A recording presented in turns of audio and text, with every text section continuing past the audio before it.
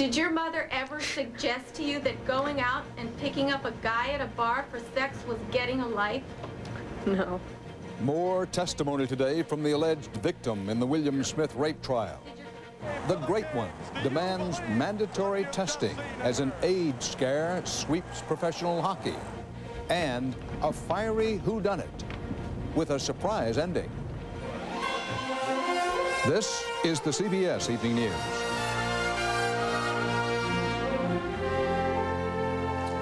Dan Rather reporting. Good evening. A day of high tension and tears at the William Kennedy Smith rape trial. Hour after hour, the attorney for the accused cross-examined the accuser. Time after time, she wept when questioned about details. We caution you that tonight's report by correspondent Bruce Morton contains graphic language. Defense lawyer Roy Black's cross-examination steamed up early when he asked the woman who says William Smith raped her about exactly what had happened. Was he able, at least according to your testimony, able to maintain an erection? Why do you have to ask me questions like that? Would you like to have a recess? No, I will get through this. This has been a nightmare for me. I want this over. But there was a break. Then Black continued. And then he was able to push your panties aside? I don't know how he did it. He did it. At the same time, he was able to enter you while unable to obtain an erection? I don't... All I know is he had me down, he pushed my dress up, he pushed my panties aside and raped me. The defense plans to call a medical expert to say Smith couldn't have penetrated the woman half erect. This courtroom was full of tears today, a lot of pauses in the woman's answers. Well, there's just a certain amount of emotional display that we're allowed to have, okay? So without... let's just take a couple of minutes, let her step down and stretch a little bit and come back. Black stressed contradictions in the woman's various statements. She had changed her story on which way she was facing when she screamed. She couldn't remember what had become of her pantyhose that night. And why had she called William Michael and only remembered that days later after talking to her psychologist? And you remembered that you'd accused Michael of having raped you? I remembered accusing William by calling him Michael. And then I had this flashback, and I was You were having flashbacks about Michael? Well, the name Michael, and I was in the doorway, and I remembered him grabbing me and calling him Michael, but it was William. If she felt dirty after the attack, why didn't she change her underwear? And then when you left Ann's house, you were still wearing the same panties, weren't you? Yes, sir. And when you drove home, you still had the same panties on. Yes, sir. Then Prosecutor Maura Lash had more questions, producing a sympathetic, emotional retelling of the woman's story. This case is all about which witness the jury believes. Is there any doubt in your mind whatsoever that his penis was in your vagina? No. No. Her testimony has ended. The state's next major witness is likely to be Senator Edward Kennedy. Bruce Morton, CBS News, West Palm Beach. A new AIDS scare in the sports world, again involving calls by big-name players for mandatory AIDS testing and warnings about casual sex on the road or anywhere else. This time, as correspondent Mark Phillips reports, it's happening in big-time hockey, following an alarming disclosure. Hockey, never a gentle game, is now battling an unseen enemy. At team practice sessions, the talk has turned from defense against an opposing rush up the ice to defense against AIDS. The National Hockey League has been traumatized by an AIDS scare. Its most famous player, Los Angeles' Wayne Gretzky, has called for mandatory testing because a doctor in a Montreal clinic says a woman patient told him she'd slept with about 50 players before she died of AIDS. She was a fan of the sports, like many young girls and many young men in this country, of the hockey, and she said that she had slept with many hockey players. And so the players are asking each other one basic, frightening question. Well, sure, everybody's aware, is wondering who she is. Like many professional athletes, hockey players have little trouble finding companionship if they want it. A lot of punches here. And hockey is a game where blood occasionally flows, prompting fears and questions about whether the disease could be spread this way. The chances of getting infected on an ice hockey field from someone else's blood are probably nil or zero. There are more chances of being infected from behaviors outside of the ice hockey ring. Still, the chorus for stricter screening is growing. Maybe it should be addressed that maybe, mandatory testing should come in the future. Like the Magic Johnson story, this one raises moral and ethical questions as well as medical. Questions about the promiscuity of professional athletes and their fans. Questions about whether the doctor in question should have warned the players earlier. Whatever the answers, the immediate effect is that the players are now concentrating more on scoring on the ice than off it. Mark Phillips, CBS News, Washington. In California tonight, a bizarre ending to an arson mystery that's been going on for years. David Dow reports on the surprise suspect accused of playing with fire. Over 10 years, Captain John Orr investigated this and hundreds of other fires in Glendale, California. But today, the city's top arson investigator is himself charged with arson, with setting fire to 3 businesses in the Los Angeles area.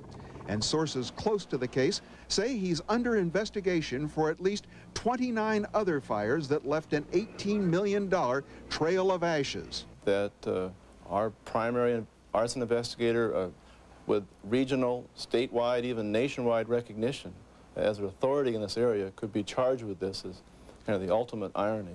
Orr is not the first fireman charged with arson, but federal investigators say he may be the first to have written a novel about his exploits. A covering letter to would-be publishers described it as the story of an actual arsonist that has been setting serial fires in California over the past 8 years. As in the real case, he wrote, the arsonist in my novel is a firefighter. He'd even talked about the novel to the local newspaper. You were intending to do a story, was that it? Yeah, yeah, certainly about a fire investigator who writes a novel about a serial arsonist who happens to be a firefighter. But federal agents say the string of business fires in Orr's novel bears a striking resemblance to a series they're now trying to link to him. They say 7 of them in businesses of California's Central Valley roughly coincide with Orr's 1987 travels to an arson investigators meeting in Fresno. 2 years later, another string of 6, again timed with travel to an arson conference. At a fire in Bakersfield, investigators found a fingerprint they later matched to Orr. They were able to bring the fingerprints out using different modern methods. Orr has pleaded not guilty in federal court, but a source close to the case says he is now a suspect in the worst fire in Glendale history, a fire Orr investigated. David Dow, CBS News, Glendale, California. And still to come on tonight's CBS Evening News, the new men assigned to get the Bush-Quayle re-election campaign rolling, and the freed hostages celebrate, but who will be held responsible for the Americans who didn't make it?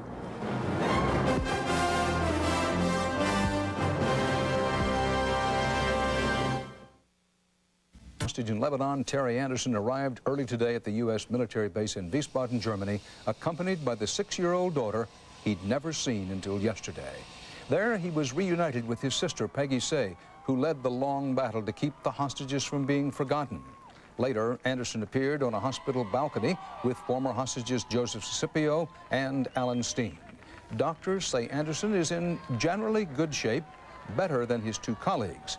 Some other hostages never made it back at all, and it turns out that one, who was believed to have been hanged, was probably killed either by shooting or a beating. The cases of the hostages killed came in for renewed attention today, as David Martin reports. Marine Lieutenant Colonel Rich Higgins and the CIA's William Buckley both died in captivity. Buckley is believed to have died of maltreatment. Higgins was shown hanging by his neck, although U.S. experts who studied the videotape concluded he had not been hanged and actually had been killed several months before. Today, his wife Robin was on her way to meet with UN Secretary General Perez de Cuellar. I will not rest, of course, until I receive his body back for a proper burial in the country that he served for 20 years. Perez de Cuellar sounds optimistic. And I have some promises about, recovering the body. George Bush says he won't consider the hostage tragedy over until that happens. I don't consider the chapter closed. because I think of Robin Higgins, a young Marine whose husband was apparently killed. I think of Mr. Buckley. I'd like to see his remains returned. In addition to the return of the bodies, there's also the question of punishment for the crimes of kidnapping and murder. President Bush said today he would eventually like to see the hostage takers brought to justice. One of the chief kidnappers, a man named Imad Mugniya, is already under indictment for the hijacking of TWA 847. But Alan Steen, kicked so hard he suffered permanent brain damage, thinks it's unlikely his tormentors will ever stand trial. They took 5 years out of my life. Unfortunately, I think they're going to probably get away with it. Over the years, returning hostages have been able to identify mugshots of a few of their guards. But officials say it will be extremely difficult to come up with additional evidence and even harder to actually arrest the suspects who have disappeared into the slums of Beirut. David Martin, CBS News, the Pentagon. President Bush said it again today. His plans for boosting the economy won't be announced until his State of the Union speech late next month. Mr. Bush did announce his new chief of staff and his re-election campaign team. More about it from Susan Spencer at the White House. Susan, good evening. Good evening, Dan. With the controversial Chief of Staff John Sununu out of the way now, the president's new team faces a straightforward, if somewhat daunting task: rescue Mr. Bush's image and his economic policy. Chairing the campaign, Commerce Secretary Bob Mossbacher, aided by a team of trusted Bush friends, most from the '88 effort. They will work with new Chief of Staff Sam Skinner, Transportation Secretary, and once an IBM Salesman of the Year. Even Mr. Bush now acknowledges that given the current economy, salesmanship may be useful. There's no question that this economy is sluggish at best, and we want to see it turn around. But if it doesn't turn around, what happens in 1992? You said if the economy is bad, can I get re-elected? And the answer is yes. But clearly Mr. Bush would rather be seen leading the economy out of the mess than winning in spite of it. So the president said he will speed up federal spending on government programs, pumping nearly $10 billion into the economy early next year.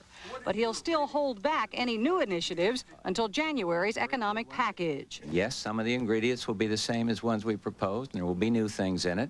And take it right to the American people and say to Congress, now look, let's just get this done fast, and then you can keep on attacking me, and you can bet your neck I'll be out there attacking you. Mr. Bush has pulled back from intense Congress bashing, apparently concluding people prefer answers to blame. On Capitol Hill, where his three chief economic advisors testified today, the mood wasn't wholly adversarial, but it wasn't filled with insight either. I'm pleased to hear the testimony for you three wise men. This is the time of year we're looking for the three wise men. But I haven't seen a clear path for us to follow, whether it's on the road or whether it's on camels. The problem is that the federal budget deficit still blocks most paths. So while the president has a new team in place, they're still confronting the same old problems. Dan? Susan Spencer, thanks. Stay here with us at CBS for more news, including tonight's Eye on America. They don't have a job, but according to the official government figures, they're not unemployed.